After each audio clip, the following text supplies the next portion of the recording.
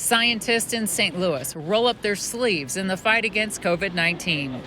Confluence Discovery Technologies developed a potential COVID-19 treatment by retooling an arthritis drug. Another team of scientists with the academic spinoff company Precision Virologics created a new COVID-19 vaccine, a nasal spray now in clinical trial in India. And the hope is for a clinical trial in the U.S., including St. Louis. St. Louis University has an NIH-funded vaccine evaluation and treatment unit. And Washington University has many well-known basic scientists that have critical model systems. And so together, these ingredients give us a starting point that many regions don't have.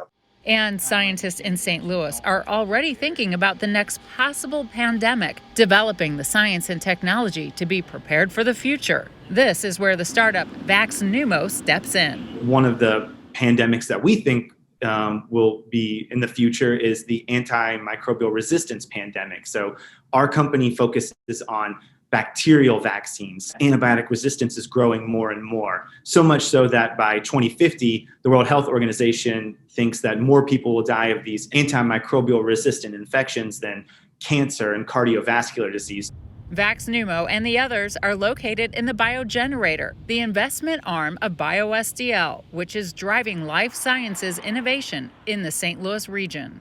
BioSTL hopes to attract more pandemic-related innovations to St. Louis with a near $3 million federal grant. The federal government held a competition for programs that would advance the economic resiliency of regions during and post this pandemic.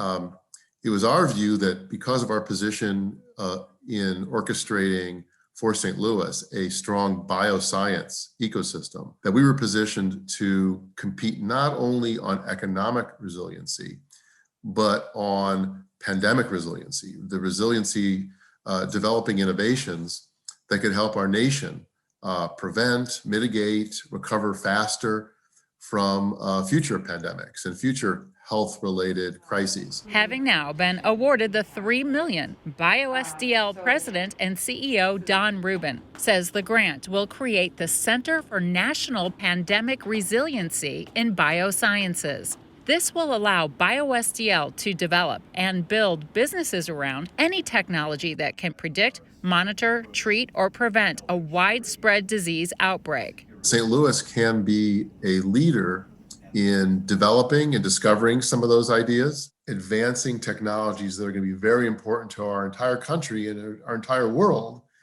if we have another pandemic. It's estimated the center will attract $20 million in private investment with an even greater impact on the St. Louis region. And Rubin says the center will boost the nation's ability to fight pandemics. Over $700,000 of this grant that is dedicated to grants that we will make to startups and to innovators to help advance their idea or to advance their pilot. The companies addressing the current pandemic, already having BioSTL support, believe the federal grant and new center are promising for everyone. Really good article in the Atlantic Monthly where they talked about, for people of my generation, the threat was communism and all the money went to defend against it, nuclear weapons.